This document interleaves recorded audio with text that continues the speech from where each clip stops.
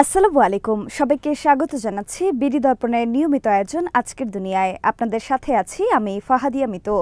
চলুন জেনে নেওয়া যাক সারা দুনিয়ায় এই পর্যন্ত ঘটে যাওয়া প্রধান খবরগুলো।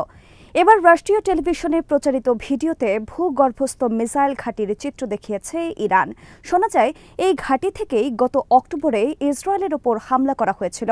আল মায়াদিনের খবরে বলা হয়েছে, রাজধানী তেহরানে আধা সামরিক বাহিনী বাসিজের কুচকাওয়াজের পর ঘাঁটিটি রাষ্ট্রীয় টেলিভিশনে দেখানো হয়। ইরানের এলিট ফোর্স ইসলামী বিপ্লবী গার্ডের কমান্ডার ঘাঁটিটি ঘুরে দেখেন সে সময়। খবরে বলা হয়, মিসাইল ঘাঁটিটি একটি পাহাড়ি অঞ্চলে অবস্থিত, যেখানে বিভিন্ন ধরনের ডজন ডজন মিসাইল রয়েছে। গত অক্টোবরে ইরান যখন দ্বিতীয় দফায় ইসরায়েলের ওপর সরাসরি হামলা চালায়, তখন এই ঘাঁটি থেকেই মিসাইল ছোড়া হয়েছিল। বিপ্লবী গার্ডের প্রধান হোসাইন সালামের ভূগর্ভস্থ এই ঘাঁটি পরিদর্শনের ভিডিও এমন এক সময়ে প্রকাশ করা হলো যখন মধ্যপ্রাচ্য জুড়ে উত্তেজনা চলছে, আর মাত্র কয়েকদিন পরেই ডোনাল্ড ট্রাম্প পরবর্তী প্রেসিডেন্ট হিসেবে দায়িত্ব গ্রহণ করবেন। ট্রাম্প আগের মেয়াদে ইরানের ওপর কঠোর মানসিকতা দেখিয়েছিলেন। ট্রাম্পের আদেশেই ড্রোন হামলায় হত্যা করা হয়েছিল বিপ্লবী গার্ডের কমান্ডার কাসেম সুলাইমানিকে। ট্রাম্প ইরানের পারমাণবিক চুক্তি থেকেও যুক্তরাষ্ট্রকে সরিয়ে নিয়েছিল। এর আগে শুক্রবার তেহরানে বড় আকারের মহড়া করে ইরানের আধা সামরিক বাহিনী বাসেজ। এ সময় তারা ভারী অস্ত্র প্রদর্শন করে। অস্ত্রশস্ত্রের মধ্যে ছিল গাড়িতে স্থাপিত রকেট লঞ্চার ও কামান। এছাড়া নৌ কমান্ডোরাও অংশ নিয়েছে মহড়ায়। তারা ইরানের পাশাপাশি হিজবুল্লাহ ও ফিলিস্তিনের পতাকা বহন করে। এদিকে ইরান শিগগিরই নিজস্ব উৎপাদিত একটি অ্যান্টি ব্যালিস্টিক ডিফেন্স সিস্টেমের পরীক্ষা চালাবে বলে জানিয়েছে বিপ্লবী গার্ডের অ্যারোস্পেস ফোর্সের একজন কমান্ডার।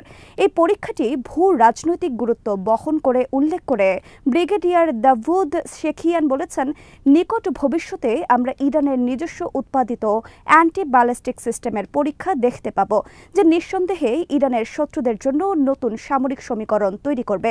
তবে ঠিক কবে এই নতুন এয়ার ডিফেন্স সিস্টেমের পরীক্ষা চালানো হবে সেই ব্যাপারে স্পষ্ট কিছু বলেননি এই কর্মকর্তা। হঠাৎ করেই ভয়াবহ দাবানলে পুড়ে গেছে যুক্তরাষ্ট্রের লস অ্যাঞ্জেলেসের অনেক এলাকা। প্রকৃতির এই বৈরী আচরণে দিশেহারা হয়ে পড়ে হাজারো মানুষ। মঙ্গলবার থেকে শুরু হওয়া দাবানলে আগুন এত দ্রুত ছড়াতে থাকে যে প্রাণ নিয়ে পালাতে শুরু করে বাসিন্দারা। ঘরবাড়ি ও সম্পত্তির মায়া ত্যাগ করে যে যে অবস্থায় ছিলেন সেখান থেকেই পালাতে শুরু করেন। আগুন এসে পুড়িয়ে দেয় বাড়িঘর আর বিভিন্ন স্থাপনা। মিনিটের মধ্যে ছাই হয়ে যায় এক একটি বিলাসবহুল বাড়ি। রয়টার্সের এক প্রতিবেদনে বলা হয়, গত মঙ্গলবার থেকে একযোগে শুরু হওয়া 6টি দাবানলে লস অ্যাঞ্জেলেস কাউন্টির আশেপাশের এলাকা ধ্বংস হয়ে গেছে। এতে কমপক্ষে 10 জন নিহত হয়েছে এবং প্রায় 10,000 অবকাঠামো ধ্বংস হয়েছে। এই সংখ্যা আরও বাড়তে পারে বলে আশঙ্কা করা হচ্ছে। তবে কয়েকদিন ধরে চলা প্রচণ্ড বাতাস কমে আসায় শুক্রবার আগুন নিয়ন্ত্রণে আসতে শুরু করেছে। অগ্নি নির্বাপন কর্মীরা লস অ্যাঞ্জেলেস শহরের পশ্চিম প্রান্তে পেলিসেইডস এলাকার আগুন ও পূর্বে পাহাড়ের পাদদেশে অবস্থিত টন এলাকার আগুন নিয়ন্ত্রণে অগ্রগতির কথা জানিয়েছেন। ক্যালিফোর্নিয়ার ফায়ার সার্ভিস জানিয়েছে, শুক্রবারের আগ পর্যন্ত প্যালিসেইডস ও ইটনে আগুন নিয়ন্ত্রণে আসার মাত্রা ছিল 0%। শত শত অগ্নি নির্বাপন কর্মীরা আকাশ ও মাটি থেকে আগুন নেভানোর চেষ্টা চালানোর পরেও কয়েকদিন ধরে দাবানল ছিল নিয়ন্ত্রণহীন। অবশেষে প্যালিসেইডসের আগুন 8% এবং ইটনের আগুন 3% নিয়ন্ত্রণে এসেছে। যদিও এর মধ্যে দাবানলের আগুনে এই দুই অঞ্চলের প্রায় 34,000 একর পুড়ে ছারখার হয়ে গেছে। লস অ্যাঞ্জেলেসের মেয়র ক্যারেন বাস এক সংবাদ সম্মেলনে বলেন, আমরা জানি আগামী সপ্তাহের শুরুতে বাতাসের তীব্রতা বৃদ্ধি পেতে পারে। সেজন্য লস অ্যাঞ্জেলেসকে প্রস্তুত রাখা এবং জীবন বাঁচানোর যথাসাধ্য চেষ্টা করা আমাদের প্রথম কাজ। বিবিসির এক প্রতিবেদনে বলা হয়েছে, 5টি দাবানলের আগুন নেভাতে এখনও সংগ্রাম করছেন অগ্নি নির্বাপন কর্মীরা। এসব দাবানলে লস অ্যাঞ্জেলেস ও ভেন্টুরা কাউন্টিতে নজিরবিহীন ক্ষয়ক্ষতি হয়েছে। গাজায়, ইয়েমেন ও লেবাননে শুক্রবার বিমান হামলা চালিয়েছে ইসরায়েলি বাহিনী। গাজায় বিমান হামলায় অন্তত 21 জন নিহত হয়েছে। দক্ষিণ গাজার খান ইউনিসের একটি বাড়িতে হামলাটি হয় বলে জানিয়েছে আল জাজিরা। এছাড়া ইসরায়েলের সামরিক বাহিনী বলেছে, তারা ইয়েমেনের হুথি যোদ্ধাদের নিয়ন্ত্রিত স্থাপনাগুলোতে আক্রমণ করেছে।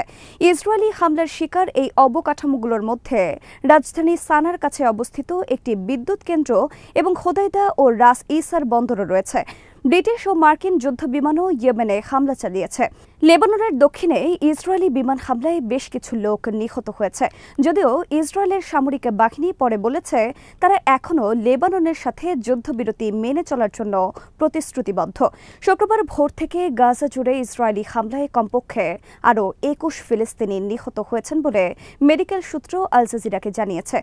২০২৩ সালের অক্টোবর থেকে এই পর্যন্ত গাজায় ৪৬,০০০-এরও বেশি মানুষ নিহত হয়েছেন। অব্যাহত এই হামলায় আরও লক্ষাধিক আহত হয়েছেন। আন্তর্জাতিক দাতব্য সংস্থা ডক্টরস উইদাউট বর্ডার্স গাজার হাসপাতালের জেনারেটরের জ্বালানি ফুরিয়ে যাওয়ায় রোগীদের জন্য সম্ভাব্য বিপর্যয়কর পরিস্থিতি সম্পর্কে সতর্ক করেছে। ইয়েমেনে হামলার পর ইসরায়েলের প্রধানমন্ত্রী বেনিয়ামিন নেতানিয়াহু বলেছেন, আমাদের বিরুদ্ধে আগ্রাসনের দায়ে ইরান সমর্থিত হুথি মিলিশিয়ারা চড়া মূল্য দিচ্ছে। হুথিদের বিরুদ্ধে ইসরায়েলি অভিযান অব্যাহত থাকবে। বিদ্রোহী গোষ্ঠী হুথিদের পরিচালিত টেলিভিশন চ্যানেল আল মাশিরা বলেছে, শুক্রবার রাজধানী সানার হেজিয়াজের প্রধান বিদ্যুৎ কেন্দ্র লক্ষ্য করে ১৩ বার বিমান হামলা চালিয়েছে দখলদার ইসরায়েলি বাহিনী। সানহান জেলার হেজিয়াজ বিদ্যুৎ কেন্দ্রে হামলায় একজন কর্মী সহ ৩ বেসামরিক নাগরিক আহত হয়েছেন। এছাড়া সেখানকার কয়েকটি বাড়িঘরও ক্ষতিগ্রস্ত হয়েছে। অর্থের বিনিময়ে তথ্য গোপন করার মামলায় যুক্তরাষ্ট্রের নবনির্বাচিত প্রেসিডেন্ট ডোনাল্ড ট্রাম্পকে দোষী সাব্যস্ত করা হয়েছে। তবে বিচারক তাকে কোনো শাস্তি দিতে অস্বীকৃতি জানিয়েছেন।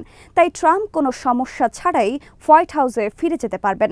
আল জাজিরা জানিয়েছে, ট্রাম্পকে ৩৪টি গুরুতর অপরাধের অভিযোগে প্রায় ২ মাস ধরে বিচার করা হয় এবং প্রত্যেকটিতে বিচারকরা তাকে অপরাধী সাব্যস্ত করেন। তবে এরপরেও ভোটারদের কাছ থেকে ট্রাম্প কোনো ধরনের ক্ষতির শিকার হননি এবং তারাই ভোট দিয়ে তাকে দ্বিতীয় মেয়াদের জন্য নির্বাচিত করেছেন। নিউ ইয়র্কের ম্যানহাটনের বিচারক ফুয়ান এম মার্চান ৭৮ বছর বয়সী এই রিপাবলিকান নেতাকে ৪ বছর মেয়াদ পর্যন্ত কারাদণ্ড দিতে পারতেন। তা না করে তিনি বিতর্কিত সাংবিধানিক বিষয়গুলো এড়িয়ে কার্যত মামলাটির পরিসমাপ্তি টানেন। তবে ট্রাম্প হবেন এমন একজন প্রেসিডেন্ট যিনি অপরাধ করার দায়ে দোষী সাব্যস্ত। এদিকে ডোনাল্ড ট্রাম্প ক্ষমতায় আসার আগেই গাজায় যুদ্ধবিরতি চুক্তি সম্ভব বলে জানিয়েছে হোয়াইট হাউস। আনাদোলু বার্তা সংস্থা বলছে, শুক্রবার হোয়াইট হাউস নতুন আশার সঞ্চার করে বলেছে, গাজায় চলমান সংঘাত শেষ করার এবং সেখানে আটক বন্দীদের মুক্তির জন্য একটি চুক্তি নবনির্বাচিত প্রেসিডেন্ট ডোনাল্ড ট্রাম্প দায়িত্ব নেবার আগেই সম্ভব। বিদায়ী প্রেসিডেন্ট জো বাইডেন মধ্যপ্রাচ্য বিষয়ক পয়েন্টম্যান ব্রাইট ম্যাকগার্কের কথা উল্লেখ করে হোয়াইট হাউসের জাতীয় নিরাপত্তা মুখপাত্র জন কির্বি সাংবাদিকদের বলেন, আমরা মনে করি এটা সম্ভব, কিন্তু আমাদের সামনে যে অনেক কঠোর পরিশ্রম রয়েছে সেটা ছাড়া এটা হবে না। ব্রেট এখনও দোহাতেই আছেন, তিনি এখনও খুব কঠোর পরিশ্রম করছেন। যুক্তরাজ্যের ক্ষমতাসীন লেবার পার্টির মন্ত্রী টিউলিপ সিদ্দিকের স্থলে কাকে দায়িত্ব দেওয়া যায় সেজন্য সম্ভাব্য কয়েকজন প্রার্থীর নাম বিবেচনা করছে দেশটির প্রধানমন্ত্রীর দপ্তর ১০ নম্বর ডাউনিং স্ট্রিট। যুক্তরাজ্যের সংবাদ মাধ্যম দ্য টাইমসে প্রকাশিত এক প্রতিবেদনে এই তথ্য জানানো হয়। বাংলাদেশের ক্ষমতাচ্যুত শেখ হাসিনার বোন শেখ রেহানার মেয়ে টিউলিপ সিদ্দিক হাসিনার সরকারের সঙ্গে সম্পর্কের জেরে তিনি যদি পদত্যাগ করতে বাধ্য হন, সেক্ষেত্রে তার পদে কাকে দায়িত্ব দেওয়া যায় এজন্য সম্ভাব্য প্রার্থীদের নাম বিবেচনা করছেন প্রধানমন্ত্রী স্যার কিয়ার স্টারমারের সিনিয়র সহযোগীরা। টিউলিপ বর্তমানে যুক্তরাজ্য সরকারের secretary to treasury and city minister হিসেবে দায়িত্ব পালন করছেন। দেশটির আর্থিক খাতের অপরাধ দুর্নীতি বন্ধের দায়িত্ব তার। হাসিনার ঘনিষ্ঠজনদের কাছ থেকে ফ্ল্যাট উপহার নেওয়া সহ বেশ কিছু অভিযোগ আছে তার বিরুদ্ধে উঠে এসেছে ব্রিটিশ মিডিয়ায়। তার পদত্যাগের দাবিও উঠেছে।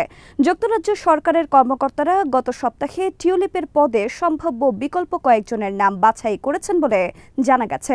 যদিও ১০ নম্বর ডাউনিং স্ট্রিটের এক মুখপাত্র বলেছেন, যুক্তরাজ্যের ক্ষমতাসীন দল টিউলিপের পদে বিকল্প ব্যক্তিদের একটি সংক্ষিপ্ত তালিকা তৈরি করেছে বলে যেই কথা বলা হচ্ছে তা পুরোপুরি অসত্য। তবে ডাউনিং স্ট্রিটের সূত্র দ্য টাইমসকে জানিয়েছে, প্রধানমন্ত্রীর ঘনিষ্ঠ লোকজনের মধ্যে কেউ কেউ অনানুষ্ঠানিকভাবে হলেও কে টিউলিপের স্থলাভিষিক্ত হতে পারেন তা বিবেচনা করছেন। টিউলিপ তার বিরুদ্ধে ওঠা অভিযোগ তদন্তে দেশটির প্রধানমন্ত্রীর উপদেষ্টা লাউরি ম্যাগনাসের কাছে চিঠি লিখেছেন। মন্ত্রীদের আচার আচরণ নীতি নৈতিকতা বিষয়ে ম্যাগনাস যুক্তরাজ্যের প্রধানমন্ত্রীকে উপদেশ দিয়ে থাকেন। শেষ পর্যন্ত টিউলিপের বিষয়ে কোনো সিদ্ধান্ত ব্রিটিশ প্রধানমন্ত্রী নেবেন। যুক্তরাষ্ট্রের নবনির্বাচিত প্রেসিডেন্ট ডোনাল্ড ট্রাম্প ইউরোপকে বিভক্ত করার চেষ্টা করছেন বলে অভিযোগ করেছে জার্মানি।